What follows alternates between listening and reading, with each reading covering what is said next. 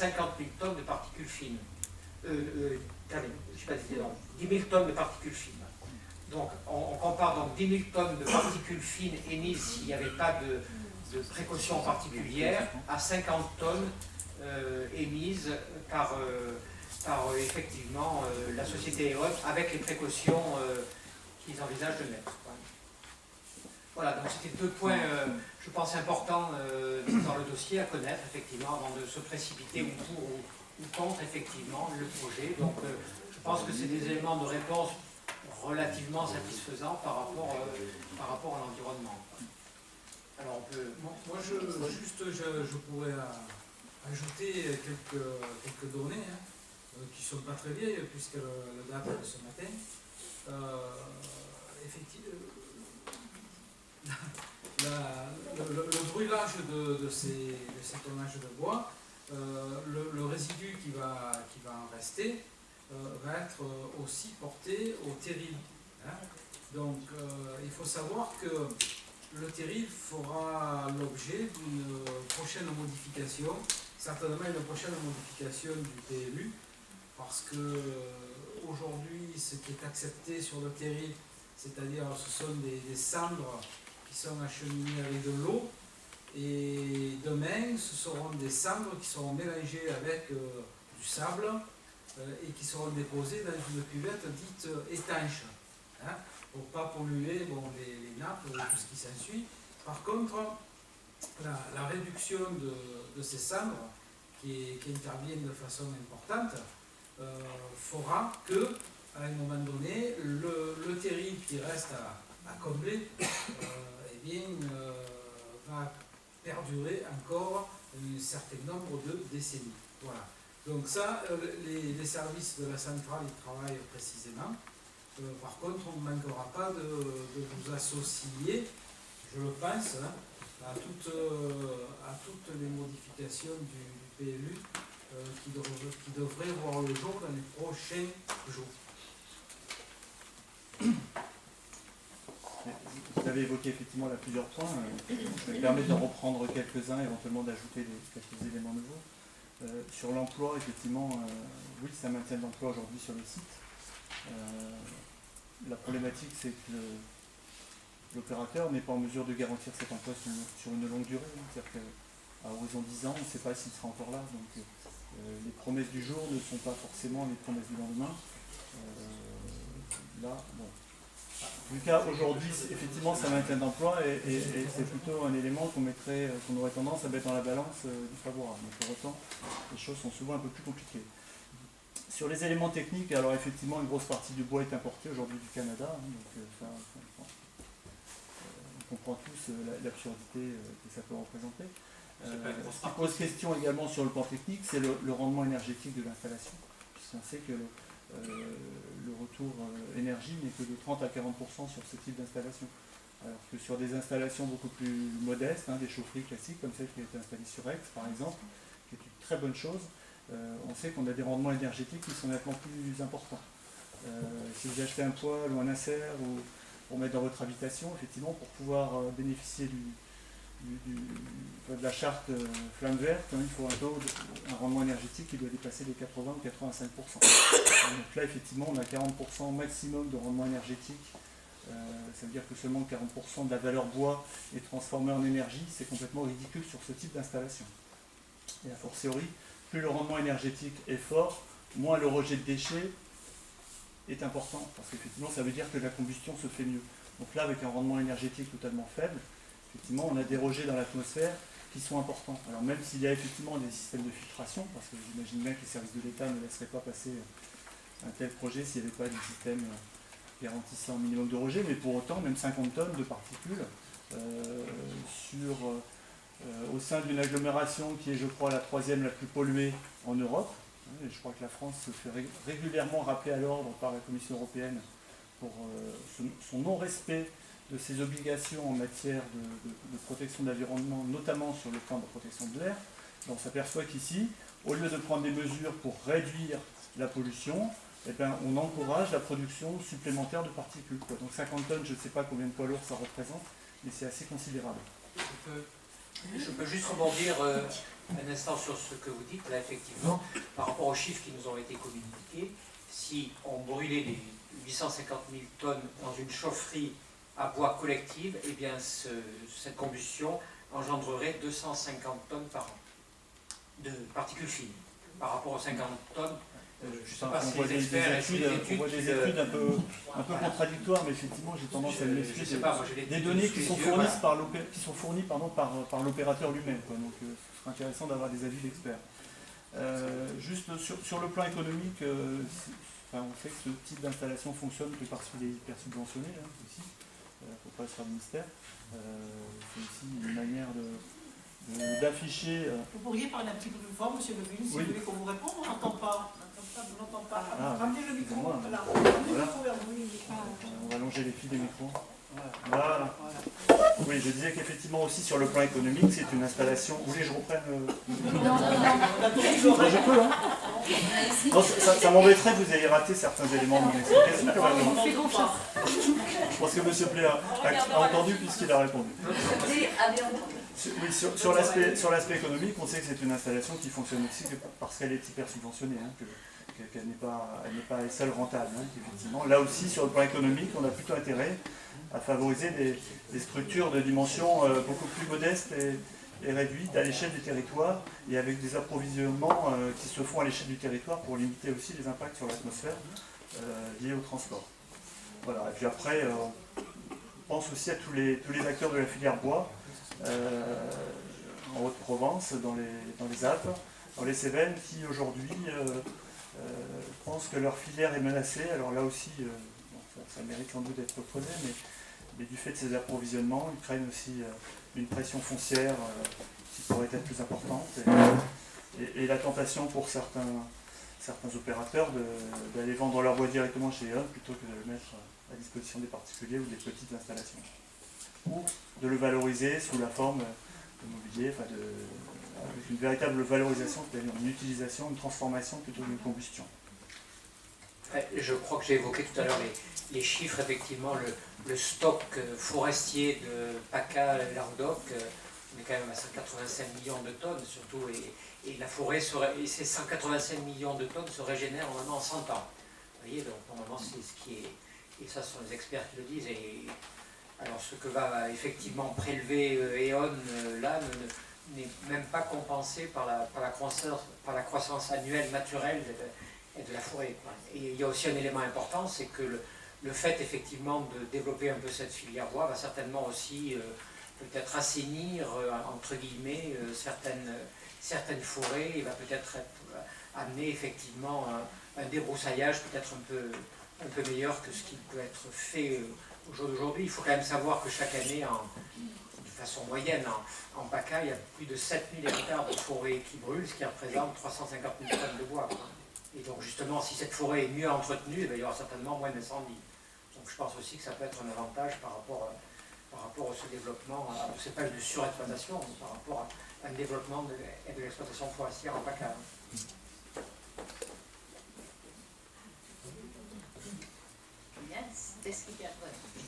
Pour aller un peu dans le sens de ce que disait Marc Lévy, on propose nos compétences et nos ressources.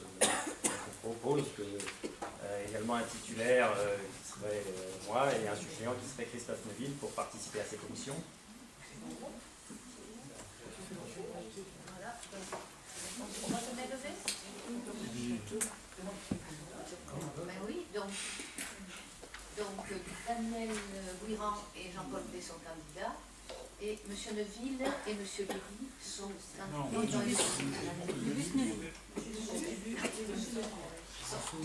Et M. Neuville. Est-ce que vous acceptez qu'on vote à main levée ou voulez-vous que nous votions à bulletin secret?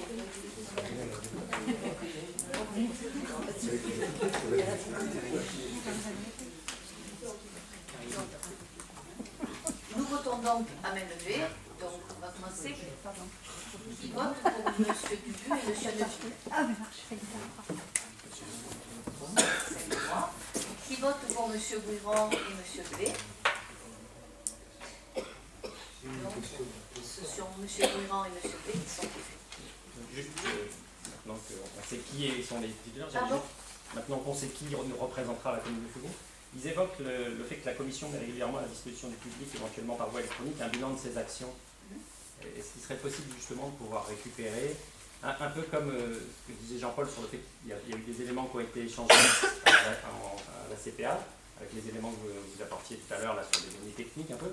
Est-ce qu'il serait possible d'avoir ces éléments-là, quelque forme que ce soit, je ne sais pas si c'est des transparents, des éléments, mais en amont des commissions, si vous avez des documents, on serait intéressé pour pouvoir récupérer une copie de ces documents, pour pouvoir avoir une information. Oui, oui, tout à fait. Mais ils ne se sont pas encore réunis, mais par contre, la CPA, comme je vous le disais, à travers la commission développement durable, environnement, travaille là-dessus. Est-ce qu'il est possible d'avoir un compte-rendu ou des éléments qui ont été présentés? Jean-Paul peut. De toute façon, il doit y avoir une compte-rendu de la CPA qui doit peut-être être sous son. Je crois que la prochaine réunion est prévue la première semaine de février. On serait intéressé si vous avez des documents en amont, par exemple. Quand on les reçoit, on les transmet. D'accord, merci. Bien. Délibération de 2, Johan Pilosi, création d'un conseil municipal des enfants et approbation de son règlement intérieur. Alors, effectivement, il s'agit là de délibérer sur 2 points. Le premier, c'est la création du conseil municipal et puis ensuite l'approbation du règlement intérieur.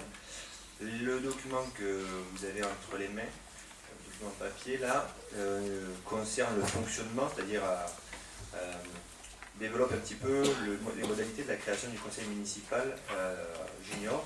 Quant à l'approbation du règlement intérieur, c'est un document que vous avez eu en annexe normalement par mail. Je ne vais pas vous lire les 2 documents.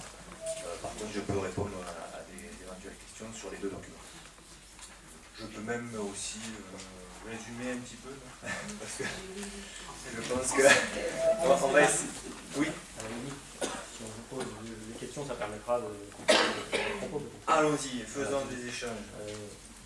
La première question, c'était, est-ce que vous pourriez expliciter quels étaient les choix pour commencer par l'âge dans le CM1 et CM2? Qu'est-ce qui vous a amené à choisir cette catégorie d'âge en premier lieu? Et la deuxième question, c'est est-ce qu'il est envisagé d'étendre justement l'expérimentation et jusqu'à quel âge? Jusqu'à quelle fourchette d'enfants pourra participer à terme à ce conseil? D'accord. Alors, pour le choix de l'âge, j'avais bien pensé à des petites sections, mais après je me suis dit, on va peut-être avoir du mal à leur expliquer ce qu'est un vote et la candidature. Donc naturellement, on s'est orienté vers les cycles 3, puisque à la base on était sur un conseil municipal des enfants, effectivement qu'on a fait évoluer, puisqu'il y a un groupe de travail qui a travaillé, comme son nom l'indique, là-dessus depuis plusieurs semaines, voire quelques mois maintenant. Donc bien évidemment cette question de l'âge s'est posée. Les cycles 3 ont l'avantage d'être la tranche d'âge la plus haute des élèves dont la commune a la charge, puisque la commune s'occupe des écoles. Si on dépasse le cycle 3, on arrive sur des collèges dont nous n'avons plus de compétences à proprement parler dans la gestion, dans les liens, les relations qu'on peut avoir avec eux. Donc l'idée c'était de commencer par les catégories d'âge, les tranches d'âge qui sont les plus à même à comprendre ce type de projet. Ensuite, ce projet, au fil des années, va évoluer dans les tranches d'âge inférieures et supérieures qui jouxtent ces tranches d'âge de départ. C'est-à-dire que vous l'avez vu, les conseillers municipaux sont élus normalement pour 2 ans. Il y a une petite particularité cette année pour une partie des conseillers municipaux. Ils vont être élus pour 2 ans. Un élève de CM2 qui serait élu pour 2 ans au mois de janvier, la semaine prochaine, sera élu donc pour quelques mois en CM2. Il passera ensuite en 6e, voire même en 5e avant de finir son mandat. Donc ça c'est prévu. L'ouverture vers les tranches d'âge de 6e, 5e est quelque chose d'envisagé, mais dans le futur, de la même manière que la descente dans les tranches d'âge inférieures, CE2, CE1, CE2, voire en dessous, il n'y a rien de figé, c'est un souhait que l'on veut mener avec le groupe de travail. Mais par contre, on va voir aussi comment ça fonctionne. Alors, on va se baser sur le réel, sur la réalité de terrain, pour faire évoluer le projet. Est-ce que j'ai répondu à votre question? J'ai oublié la deuxième peut-être? Il y en avait une deuxième? Bah non, du coup la fourchette de quel âge à quel âge ça s'étendrait à terme. il est envisagé d'aller jusqu'au lycée, ou je sais pas, même si c'est effectivement... j'entends. Alors, il n'y a aucune limite de fixer au départ. Après, il faudra voir s'il y a une cohérence et si on arrive à harmoniser les demandes relatives à chaque public. C'est peut-être ça qui va créer la scission entre deux instances, un conseil municipal junior et un conseil municipal ado, j'en sais rien. Pour l'instant, il n'y a rien de figé avec tout ça, mais il est certain qu'il faut que ça réponde aux demandes, aux besoins de chaque enfant représenté dans ce conseil municipal. Voilà. Donc pour l'instant, l'idée c'est, vous le voyez, c'est une trame, c'est un cadre qui paraît rigide comme ça, mais qui en fait va s'assouplir, mais il faut bien partir avec un cadre. En termes de contenu, vous allez me dire, mais qu'est-ce que vous allez faire? Il n'y a rien comme contenu dans ce projet. Et je vais vous dire, c'est fait exprès. Le but, c'est de ne pas arriver avec un contenu pour que ce soit les membres de droit, les enfants et les adultes qui vont les accompagner, qui créent ensemble le contenu. Voilà. C'est le souhait de ce projet. C'est vers ça qu'on veut aller. Est-ce que ça va marcher de manière magique dès la première séance? Sûrement pas. Ça va être un travail qu'on va faire ensemble, en coopération, et ça va prendre un petit peu de temps. Donc voilà, on se laisse le temps, on commence, j'allais dire doucement, avec seulement 2 tranches d'âge qui peuvent être élues, mais tous les enfants d'une école votent, et puis on va agrandir petit à petit, on va étoffer le contenu petit à petit de ce projet. Voilà. C'est un projet qui va se faire dans le temps.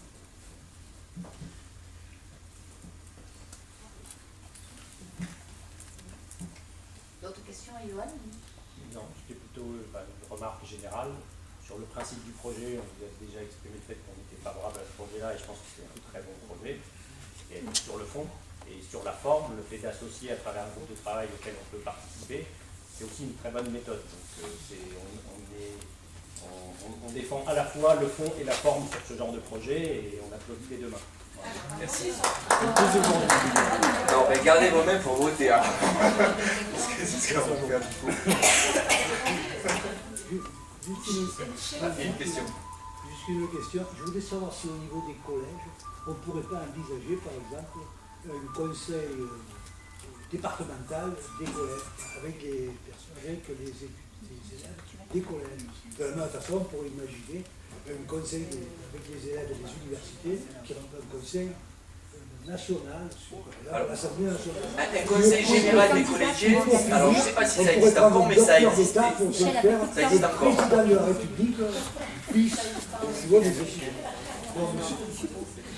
On peut envisager tout ça, et le conseil général des collégiens existe déjà, et ça fait quelques années. Alors je ne savais pas qu'il existait encore, parce que c'est pas trop focal les collégiens, mais à une certaine époque j'avais été élu conseiller général pour les collèges, donc ça a quelques années quand même. C'était un signe précurseur. Moi aussi j'étais déléguée. Est-ce que s'il n'y a pas d'autres remarques ou d'autres questions, nous passons au vote. Qui est pour? Non, on dit de bien. On applaudit. On a dit qu'on applaudit.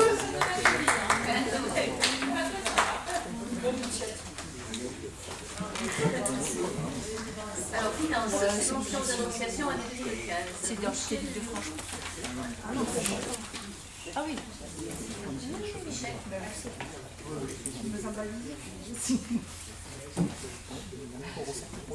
Le dossier de demande de subvention complété par les associations qui souhaitent obtenir un financement de la commune a été revu, ajusté et complété pour que les services instituteurs et les élus disposent de plus d'éléments d'appréciation sur le contenu des activités exercées par l'association et sur l'objet de leur demande de financement. 19 associations ont déposé à ce jour un dossier de demande de subvention. Je vais rectifier. Ces dossiers ont été instruits et font l'objet des propositions de subvention suivantes.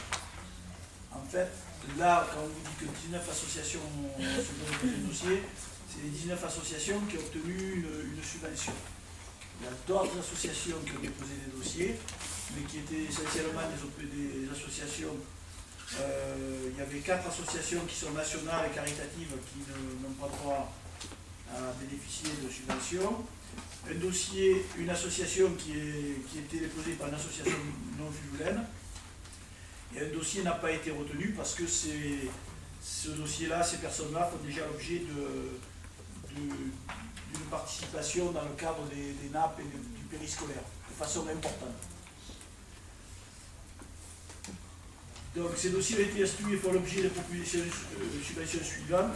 Les anciens combattants, 400 €, l'amicale CCF, 550 €, Créart, 1000 €, les randonneurs, 250 €, Cantassi, 400 €, la Fuvélo, 400 €, la Boule Barquaise, 600 €, le Tennis Club de Fuveau, 2000 €, le Football Club de Fuveau, 1500 €, Courir à Fuveau, 1500 €, l'Amicale des Pompiers, 500 €, les Dons du Sang, 400 €, la Gymnastique Volontaire, 300 €, Mistral Judo, 600 €, Patati Patata, 1200 €, Prête-moi ta plume, 200 €, la Société de Pêche, 400 €, l'Office du Tourisme, 7000 € et l'Amicale du Personnel, 6000 €.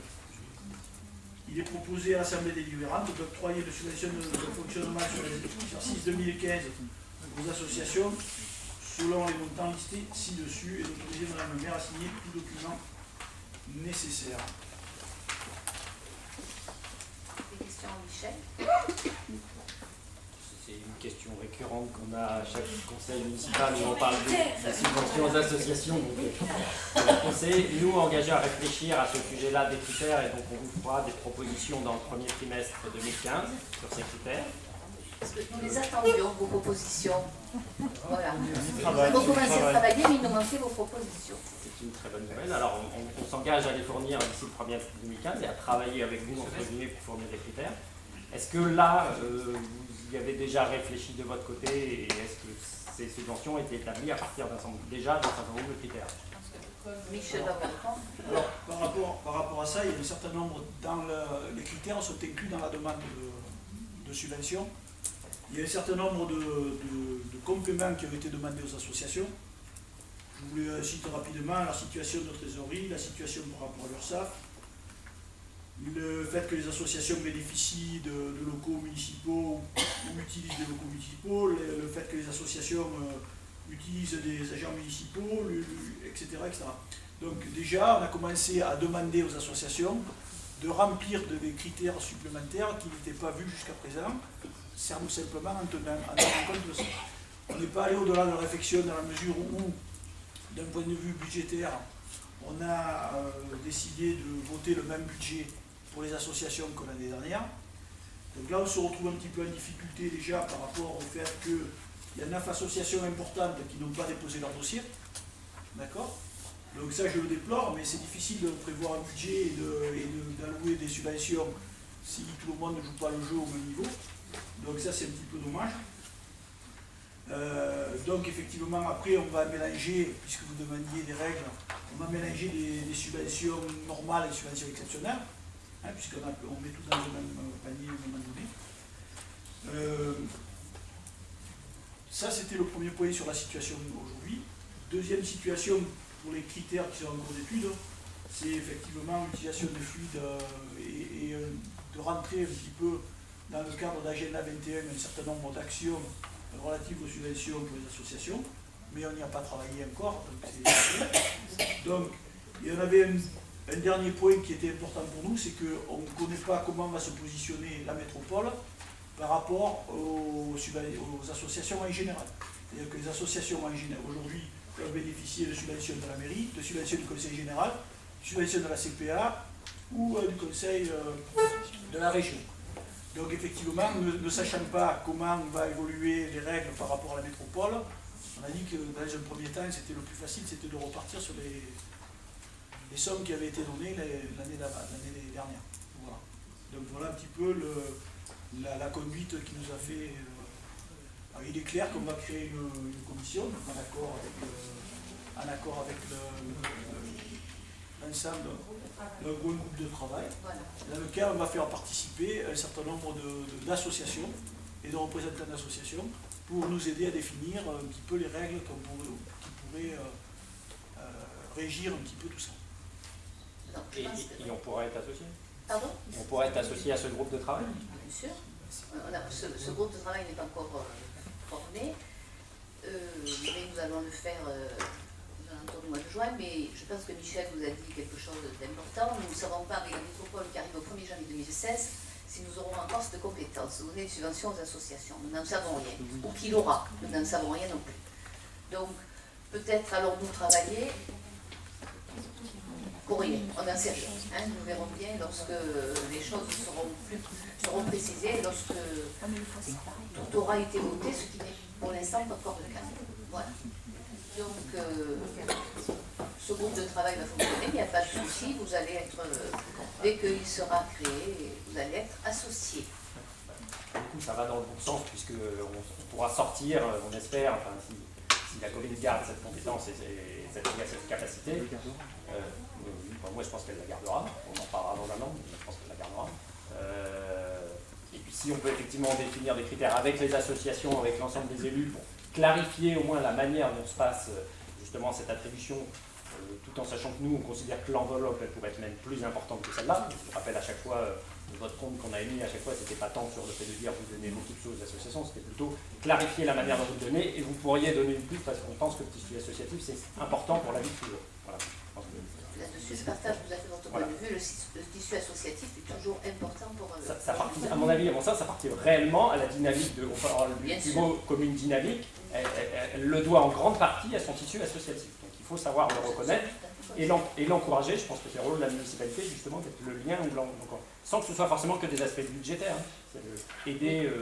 c'est pas forcément le FUDLAB qui cherche un local, c'est pas forcément que de l'argent, etc. C'est aussi trouver des moyens, des ressources, pas forcément financières.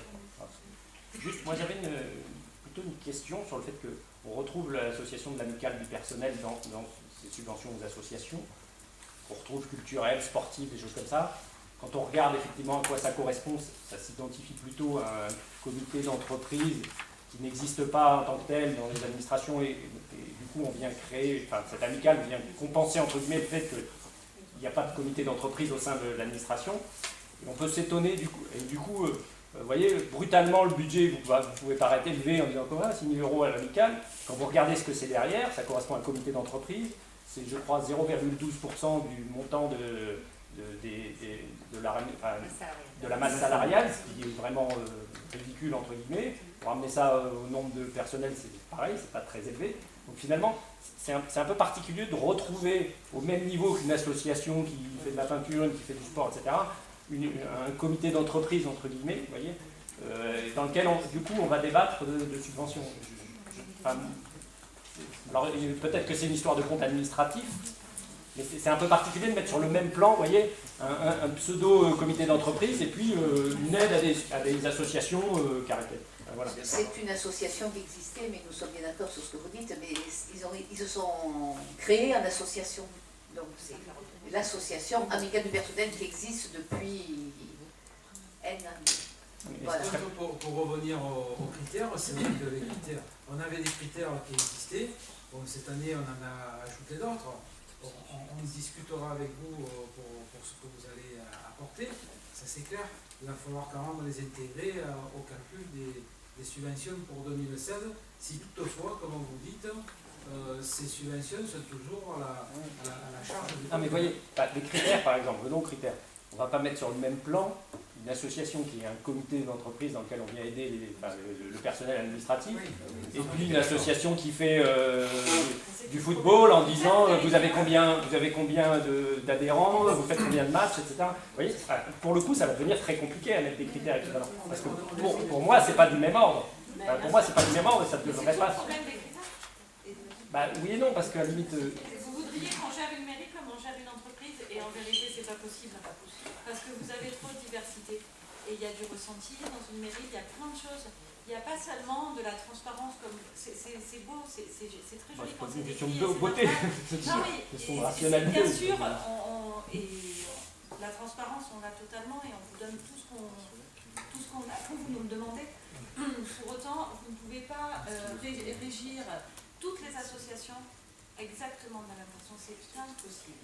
C'est bien pour ça que le choix des critères, comme vous dites, c'est pas parce que c'était obscur avant, c'est simplement que c'est très compliqué à mettre des critères définis et prédéfinis pour toutes les associations. C'est très compliqué. Pour le coup là, moi l'amicale c'est le personnage, je la sortirais s'il faut établir des critères, je la sortirais en disant... C'est une association. C'est pour ça qu'on Oui, mais on en reparlera. Ouais, mais pour le Oui, coup, je ça pense peut être voté à part, ce que nous faisons souvent pour les arbres de Noël, etc. Nous votons souvent une subvention à part. Mais Voilà. c'est l'objet de Ça la peut très déclaration bien suivante. être Oui, voté oui. à part. Voilà. Mais Non, ça, c'est on juste peut ça- très bien inclure tout ça dans le... m'étonnait de la voir comme une association en disant qu'est-ce qu'on fait sur celle-là, alors que pour le coup, c'est pas le même débat. Parce C'est qu'ils pas ont le même débat. toujours été en association et ils faisaient... Voilà. Bien, est-ce que Jean-Paul veut ajouter quelque chose? Juste un dernier commentaire, si vous me Madame permettez. Lefort voulait ajouter quelque chose? Oui. Je vais simplement vous dire que les sommes peuvent paraître effectivement non importantes, c'est ce que disait aussi